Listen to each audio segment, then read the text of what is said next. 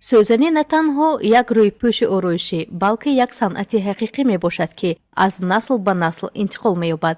барои занони тоҷик он рамзи анъанаҳо, сабр ва муҳаббат ба зебоӣ аст. сокини шаҳри Хуҷанд Мафтуна Пӯлотова намунаи барҷастаи он аст, ки чӣ тавр шуғли дилдода метавонад ба тиҷорати муваффақ табдил ёбад ва дигар занонро илҳом бахшад. муҳаббати Мафтуна ба ҳунар ҳанӯз аз кӯдакӣ оғоз ёфт. вақте ки модараш омӯзгори фанни забони русӣ буд, ба ӯ асосҳои дӯзандагӣ ва гулдӯзиро омӯзонид. ҳанӯз дар синни 10 солагӣ ӯ аввалин фармоишҳоро барои бофтан ва омода кардани тӯҳфаҳо қабул карда, малакаҳои худро такмил медод. Мафтуна иқрор мешавад, ки гулдӯзии сӯзанӣ яке аз мураккабтарин самтҳои ҳунар аст.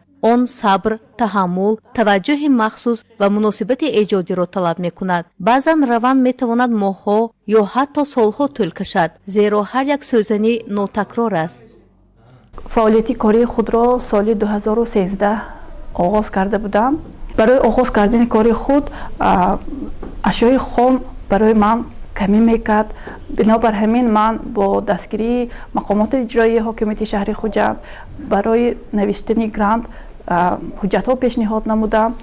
хеле хуб шуд, ки лоиҳаи ман барои дарёфти гранти раиси шаҳр дастгирӣ ёфт. бо маблағи грантӣ ман ба шогирдони худ ашёи хом харидорӣ намудам. дар ҳамон вақт ашёи хом дар бозорҳои мо камёфт буд. махз барои сӯзанидӯзӣ хеле камёфт буд.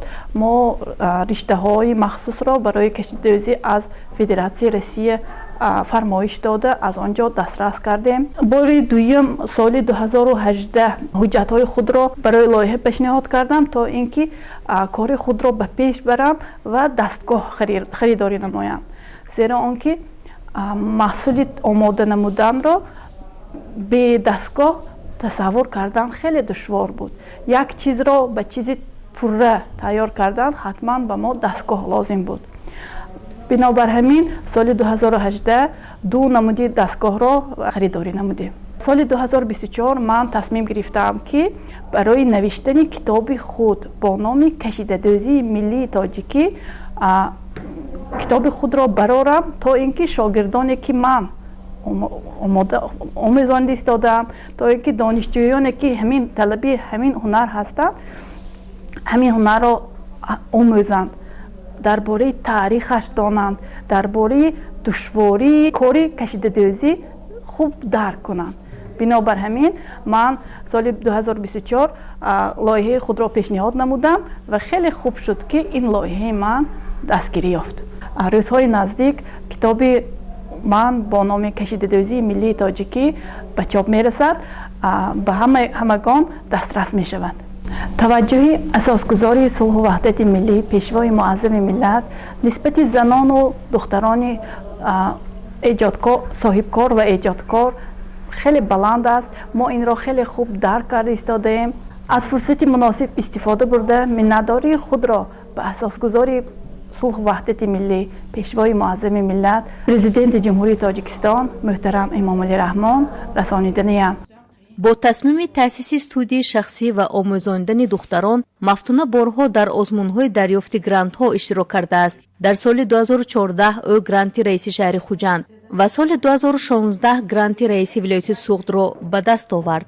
ин маблағҳо ба ӯ имкон доданд, ки таҷҳизоти касбӣ харидорӣ намуда фаъолияти худро васеъ гардонад. соли 2024 Мафтуна бори дигар дар озмуни грантии раиси шаҳри Хуҷанд иштирок карда боз ғолиб омад. вай маблағи грантиро барои бурдани корҳои магистрии вобаста ба таърихи сӯзанӣ сарф намуд.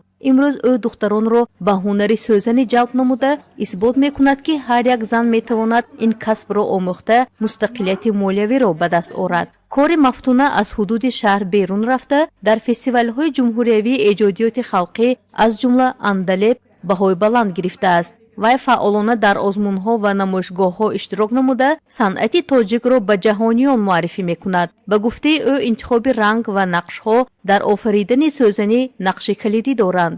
оҳангҳои дурахшон ва гарм диққати одамонро ҷалб карда шодиву нишод мебахшанд. дар суннатҳои сӯзанӣ маънои амиқ ниҳон аст. офтоб рамзи гармӣ ва ҳаёт, гулҳо нишони зебоӣ ва некӯаҳволӣ мебошанд. соли сеюм аст ки дар ин маҳфил иштирок мекунам. Ба ман ин ҳунар хело ҳам писанд аст. дар оянда боз мехоҳам дар озмунҳои ҷумҳуриявӣ ба монанди озмуни тоҷикистон ва ватани азизи ман иштирок кунам. Ман ба ин ҳунар хело ҳам шавқу рағбати зиёд дорам. Бо дастур ва супоришҳои асосгузори сулҳу ваҳдати миллӣ, пешвои миллат, президенти ҷумҳурии Тоҷикистон муҳтарам Эмомалӣ Раҳмон ба ҳар яки мо ҷавонон ба насли наврас ҳамасола шароитҳо фароҳам оварда шуда истоданд. Бояд аз ин шароитҳо истифода барем ва онро низ қайд кардан лозим аст ки дар хонадоне ки ин ҳунар ҳаст ҳамеша файзборон аст. мафтуна боварӣ дорад ки ҳунармандӣ на танҳо роҳи ифодаи шахс аст, балки имконияти эҷоди манбаи устувори даромад низ мебошад. вай ба занон тавсия медиҳад ки ба худ бовар кунанд ва аз ҳамаи имкониятҳои рушд истифода баранд. суботкорӣ ва заҳмат ҳатман ба муваффақият мерасонад, мегӯяд ҳунарманд. имрӯз студияи ӯ маконест ки ҳар як зан метавонад ҳунар омӯзад, илҳом гирад ва ба қудрати худ эътимод пайдо кунад. муваффақияти Мафтуна Пӯлотова далели он аст ки анъанаҳо метавонанд ба пояи тиҷорати муваффақ табдил ёбанд ва ба дигар занон илҳом бахшанд.